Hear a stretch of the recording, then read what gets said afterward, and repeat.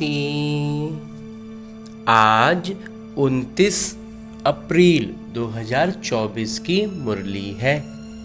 बाबा कह रहे, मीठे बच्चे, ये सच्चा सच्चा सत्य का संग है, ऊपर चढ़ने का।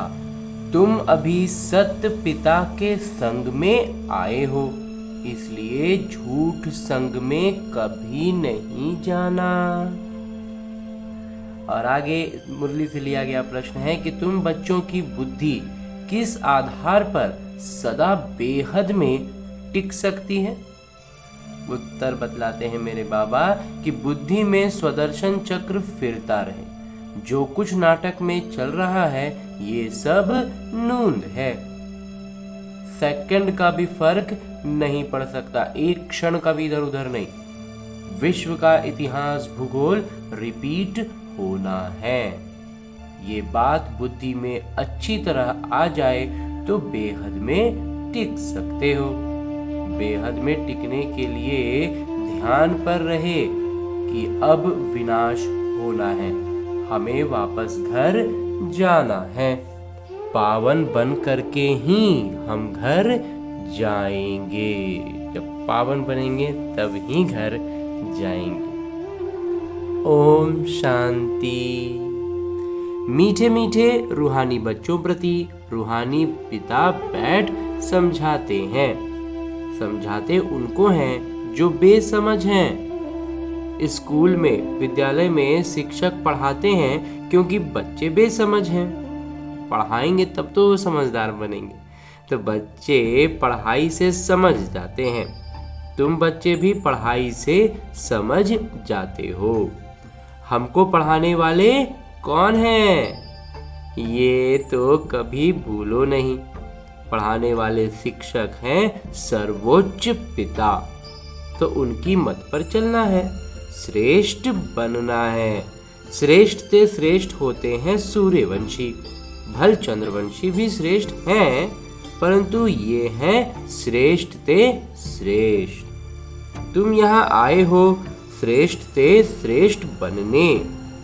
तुम बच्चे जानते हो हमको ऐसा बनना है। ऐसा स्कूल, ऐसा विद्यालय 5000 वर्ष बाद ही खुलता है। यहाँ तुम समझ कर बैठे हो ये सचमुच सत्य का संग है। ये बुद्धि में है कि ये सचमुच वाला सत्संग है। सत्य है ऊंचे ते ऊंचा, उनका तुमको संग है।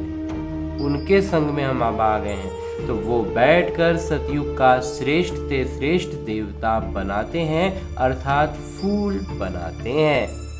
तुम कांटे से फूल बनते जाते हो। कोई फौरन बन जाते हैं, कोई को समय लगता है। बच्चे जानते हैं ये है संगम युग। सो भी सिर्फ बच्चे जानते हैं, निश्चय है कि ये पुरुषोत्तम बनने का युग है। पुरुषोत्तम भी कौन सा? ऊंचते ऊंच आदि सनातन देवी देवता धर्म के जो महाराजा महारानी हैं, वो बनने के लिए तुम आए।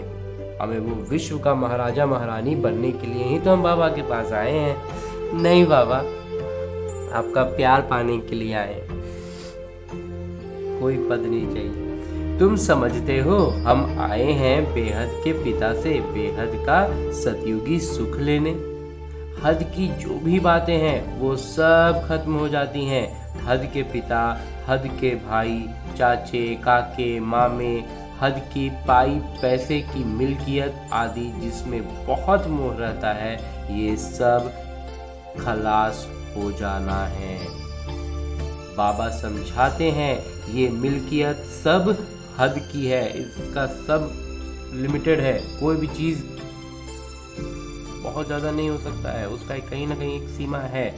अभी तुमको बेहद में चलना है। बाबा हमें सारी सीमाओं से पार ले चल रहे हैं। बेहद मिल्कियत प्राप्त करने के लिए तुम यहाँ आए हो। और तो सब है हद की चीजें।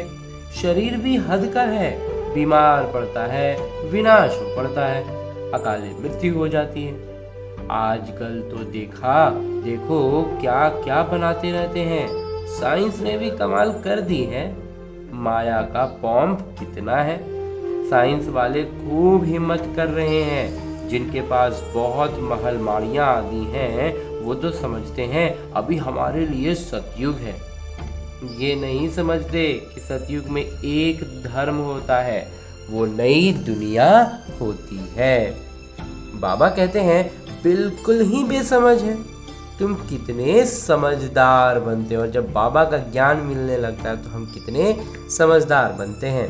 ऊपर चढ़ते हो फिर सीढ़ी नीचे उतरते हो। सतयुग में तुम समझदार थे, फिर 84 जन्म लेते लेते बेसमझ बनते हो।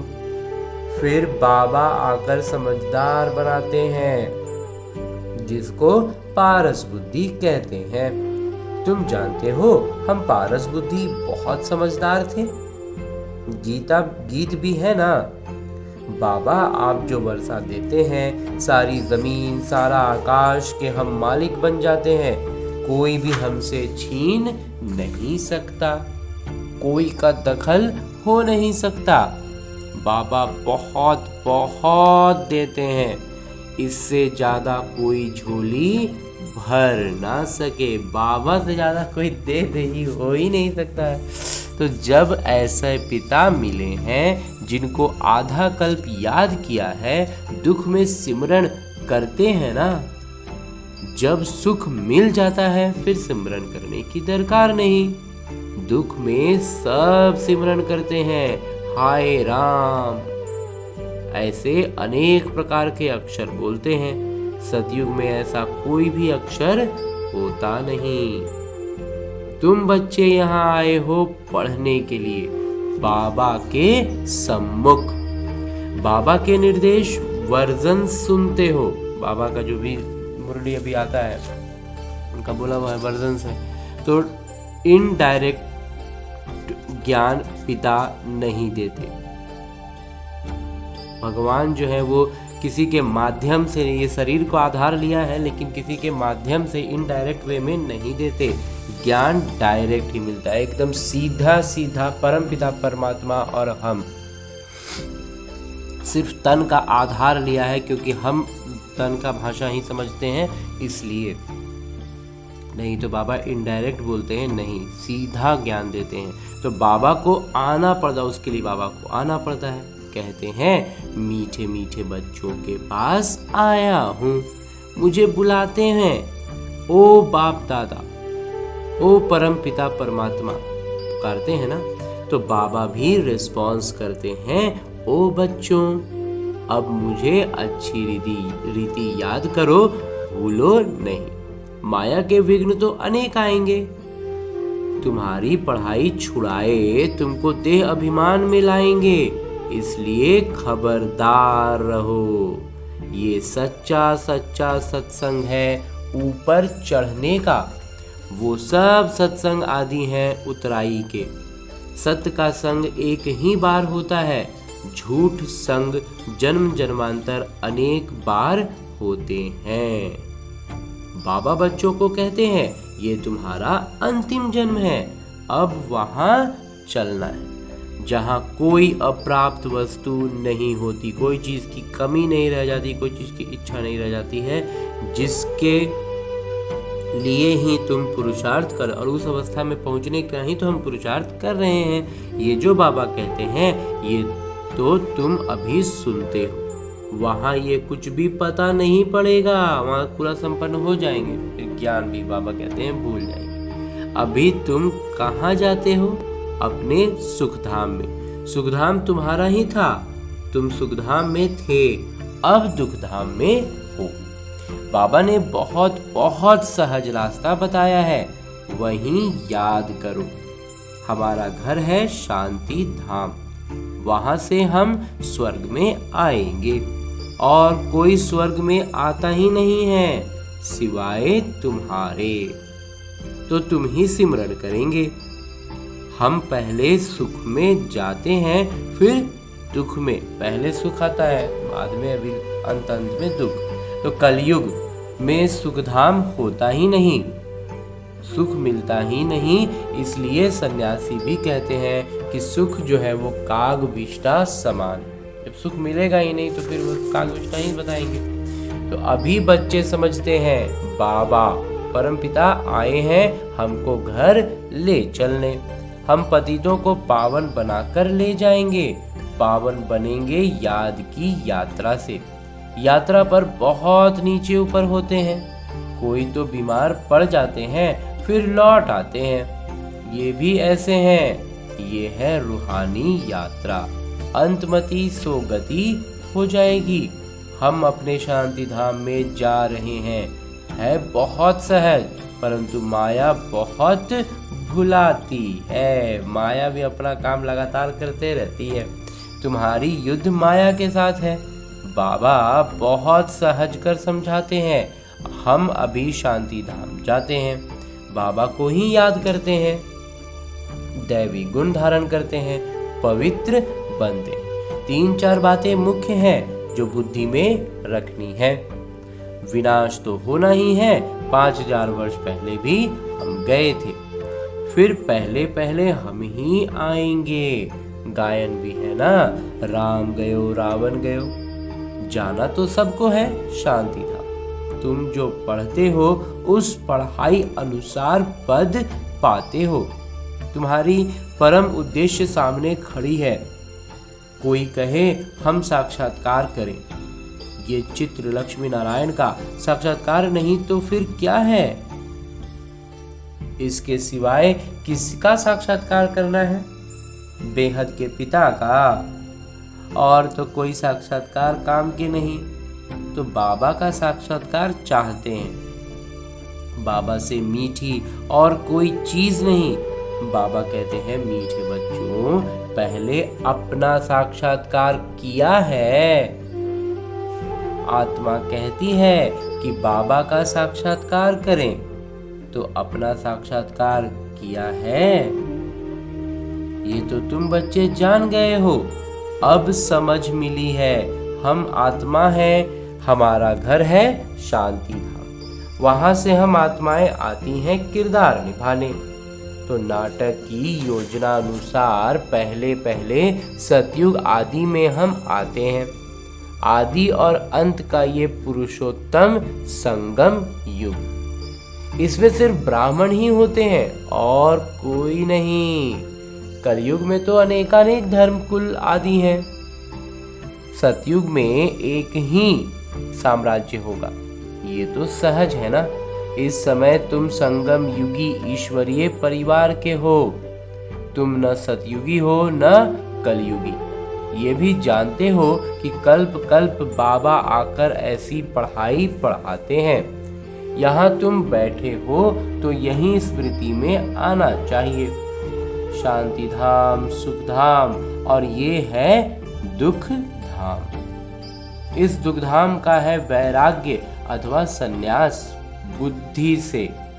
वो कोई बुद्धि से सन्यास नहीं करते, वो तो घर बार छोड़ सन्यास करते हैं। तुमको तो पिता कभी नहीं कहते कि घर बार छोड़ो। इतना जरूर है कि भारत की सेवा करनी है, वह अपनी सेवा करनी है। सेवा तो घर में भी कर सकते हो, पढ़ने के लिए आना जरूर है। फिर होशियार होकर औरों को भी आप समान बनाना है। समय तो बहुत थोड़ा है। गायन भी है ना, बहुत गई थोड़ी रही। दुनिया के मनुष्य तो बिल्कुल ही घोर अंधियारे में हैं। समझते हैं अभी 40,000 वर्ष पड़े हैं। तुमको बाबा समझाते हैं, बच्चों अब बाकी थोड़ा समय है। तुमको बेहद में टिकना है। सारी दुनिया में जो कुछ चल रहा है सब नूंद है। जूम मिसल नाटक चल रहा है। विश्व का इतिहास भूगोल रिपीट होना है। वहीं आकर पढ़ेंगे जो सतयुग में जाने वाले होंगे। अनेक बार तुमने पढ़ा है।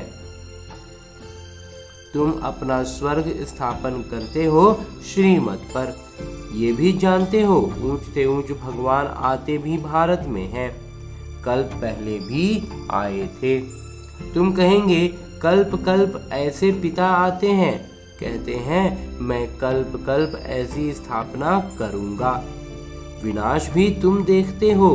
तुम्हारी बुद्धि में सब बैठता जाता है। स्थापना, विनाश और पालना का कर्तव्य कैसे होता है तुम जानते हो। फिर औरों को समझाना है। पहले नहीं जानते थे, बाबा को जानने से बाबा द्वारा तुम सब जान जाते हो। विश्व का इतिहास, भूगोल यथार्थ रीति से तुम जानते हो। मनुष्य कैसे तमोप्रधान से सतोप्रधान बनते हैं, ये बाबा तुमको समझा रहे हैं। तुमको फिर औरों को समझाना है। तुम बच्चे अभी पारस बुद्धि बन रहे हो। सतयुग में है ही पारस बुद्धि। ये है पुरुषोत्तम संगम युग। इनको गीता एपिसोड कहा जाता है। जब तुम पत्थर बुद्धि से पारस बुद्धि बनते हो, गीता सुनाने वाले तो भगवान खुद हैं, मनुष्य नहीं सुनाते। तुम आत्माएं सुनती हो, फिर औरों को सुनाती हो। इसको कहा जाता है रूहानी ज्ञान, जो रूहानी भाइयों को सुनाते हो। वृद्धि को पाते रहते हो। तुम जानते हो बाबा आकर के सूर्यवंशी चंद्रवंशी साम्राज्य स्थापन करते हैं। किसके द्वारा? ब्रह्मा मुख वंशावली ब्राह्मण कुलभूषणों द्वारा। बाबा श्रीमत देते हैं। ये समझने की बात है, दिल पर नोट करना है। ये तो बहुत सहज है। ये है दुखधाम। अभी हमको घर जाना है। कलयुग के बाद है सतयुग। बात तो बहुत छोटी और सहज है। भल तुम न पढ़े हो तो भी कोई हर्जा नहीं है। जो पढ़ना जानते हैं उनसे फिर सुनना चाहिए। शिव बाबा है सब आत्माओं के पिता। अभी उनसे वर्षा लेना है। बाबा पर निश्चय करेंगे तो स्वर्ग का वर्षा मिलेगा। अंदर में भी अजपा जाप चलता रहे। शिव बाबा से बेहद सुख स्वर्ग का वर्षा मिल रहा है। इसलिए शिव बाबा को जरूर याद करना है। सबको हक है बेहद के पिता से वर्षा लेने का। परम पिता से सबको लेने का बाबा कहते हैं हक है। जैसे हद का जन्म सिद्ध अधिकार मिलता है, वैसे ये फिर है बेहद का। बेहद का बच्चा बने और बाबा की मिल्कियत का हकदार हो गए। शिव बाबा से तुमको सारे विश्व का राज्य मिलता है। छोटे छोटे बच्चों को भी ये समझाना चाहिए। हर एक आत्मा का हक है बाबा से जन्म सिद्ध अधिकार लेने का। कल्प कल्प लेते भी जरूर हैं। तुम वर्षा लेते हो जीवन मुक्ति का। जिनको मुक्ति का वर्षा मिलता है वो भी जीवन मुक्ति में आते जरूर हैं। पहला जन्म तो सुख का ही होता है। तुम्हारा ये है 84वां जन्म। यह ज्ञान सारी तुम्हारी बुद्धि में रहनी चाहिए। बेहद के पिता हमको पढ़ाते हैं, ये भूलो मत कि हमको पढ़ाते कौन है? बेहद के पिता। तो देहधारी कभी ज्ञान दे ना सके, उसमें रूहानी ज्ञान होता ही नहीं। तुमको समझाया जाता है, भाई भाई समझो। जो भी मनुष्य मात्र है और किसी को भी ये शिक्षा नहीं मिलती। सब भाई भाई इस बात को समझना है, लेकिन ये शिक्षा जो है ये हर एक मनुष्य मात्र को नहीं मिलती। बल गीता भी सुनाते हैं कि भगवानुवाच काम महाशत्रु है। इन पर जीत पाने से तुम जगत जीत बनेंगे, परंतु समझते नहीं। अब भगवान तो है सत्य, देवता भी भगवान से दूर सत्य सीखे हैं। जब हमारे पिता पूर्ण सत्य हैं तो फिर हम भी उनसे सत्य रूप में रहना सीखते हैं। तो श्री कृष्ण ने भी ये पद कहाँ से पाया? लक्ष्मी नारायण कहाँ से बने? क्या कर्म किया? कोई बता सकेंगे? अब तुम ही जानते हो, निराकार पिता ने उन्हों को ऐसा कर्म सिखाया। ब्रह्मा बाबा द्वारा ये कर्म सिखलाया। ये सृष्टि है ना।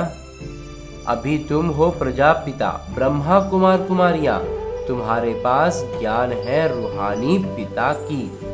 तुम समझते हो हम भगवान को जान गए हैं। ऊंचते ऊंच वो निराकार हैं, उनका साकार रूप नहीं। बाकी जो भी देखते हो वो साकार है। मंदिरों में भी लिंग देखते हो, अर्थात उनको शरीर नहीं। ऐसे नहीं कि वो नाम रूप से न्यारा है। हाँ, और सब देहधारियों के नाम पढ़ते हैं, जन्म पत्री है। शिव बाबा तो है निराकार, उनकी जन्म पत्री नहीं। श्री कृष्ण की है नंबर 1। शिव जयंती भी मनाते हैं। शिव बाबा है निराकार, कल्याणकारी। बाबा आते हैं तो जरूर वर्षा देंगे। उनका नाम शिव है। वो पिता, शिक्षक, सद्गुरु तीनों एक ही हैं। कितनी अच्छी रीति पढ़ाते हैं। अच्छा, मीठे मीठे सिकिलदे बच्चों प्रति माता पिता का याद, प्यार और आशीर्वाद। रूहानी बाबा की रूहानी बच्चों को नमस्ते। हम रूहानी बच्चों की ओर से रूहानी पिता को, माता पिता को याद, प्यार और प्रणाम। धन्यवाद बाबा, धन्यवाद। मुरली के लिए भी धन्यवाद और इस अनूठे अलौकिक ब्राह्मण जीवन के लिए भी बहुत बहुत बहुत धन्यवाद बाबा, बहुत धन्यवाद। आगे धारणा है जो हमें अपने ब्राह्मण जीवन में धारण करनी है, जो आज की मुरली से लिए गए हैं। उनमें सबसे प्रमुख बिंदु है कि इस दुखधाम का बुद्धि से संन्यास कर शांति धाम और सुखधाम स्मृति में रखना है। भारत की व अपनी सच्ची सेवा करनी है। सबको रूहानी ज्ञान सुनानी है और अपना सतयुगी जन्म सिद्ध अधिकार लेने के लिए एक पिता में पूरा निश्चय रखना है। अंदर से अजपा जाप करते रहना है। पढ़ाई रोज पढ़नी है। और आगे मेरे बाबा वरदान दे रहे हैं। वरदान देते हुए मेरे बाबा कहते हैं, सर्व संबंधों की अनुभूति के साथ प्राप्तियों की खुशी का अनुभव करने वाले तृप्त आत्मा भव। सर्व संबंधों की अनुभूति के साथ प्राप्तियों की खुशी का अनुभव करने वाले तृप्त आत्मा भव। जो सच्चे आशिक हैं वो हर परिस्थिति में, हर कर्म में सदा प्राप्ति की खुशी में रहते हैं। कोई बच्चे अनुभूति करते हैं कि हाँ वो मेरे पिता हैं, साजन हैं, बच्चे हैं, लेकिन प्राप्ति जितनी चाहते हैं उतनी होती नहीं। तो अनुभूति के साथ सर्व संबंधों द्वारा प्राप्ति की महसूसता हो। ऐसा प्राप्ति और अनुभूति करने वाले सदा तृप्त रहते हैं। उन्हों को कोई भी चीज की अप्राप्ति नहीं लगती। जहाँ प्राप्ति है वहाँ तृप्ति जरूर है। अंजी बाबा। और अंत में स्लोगन है, मुरली का उपदेश है, निमित्त बनो तो सेवा की सफलता का हिस्सेदारी मिल जाएगी। किसी भी सेवा में बस हमें निमित्त बनना है। निमित्त बन गए तो सेवा में जो सफलता मिलेगी उस सफलता के हम भी हकदार होंगे। और आज की मुरली के बाद मेरे बाबा अव्यक्त इशारे दे रहे हैं कि अभी बाबा के संस्कार, बाबा के गुण, बाबा के कर्तव्य की स्पीड, जो गति है और बाबा की अव्यक्त निराकारी स्थिति की जो अवस्था है, सभी में समानता का मेला मनाओ। सब में बाबा समान। अब बाबा, जब आप बाबा की समानता का मेला मनाएंगे तब जय जयकार होगी, विनाश के समीप आएंगे। बाबा की समानता ही विनाश को समीप लाएगी। बाबा से समानता, बाबा जैसा, सब कुछ बाबा जैसा करेंगे तो फिर विनाश भी समीप आएगा, क्योंकि बच्चे तैयार हो जाएंगे। जब बच्चे तैयार हो जाएंगे तो बाबा तो कहते हैं कि फिर उनको स्वर्ग में रखेंगे। अच्छा, ओम शांति। उलझन में उलझता रह न जाए,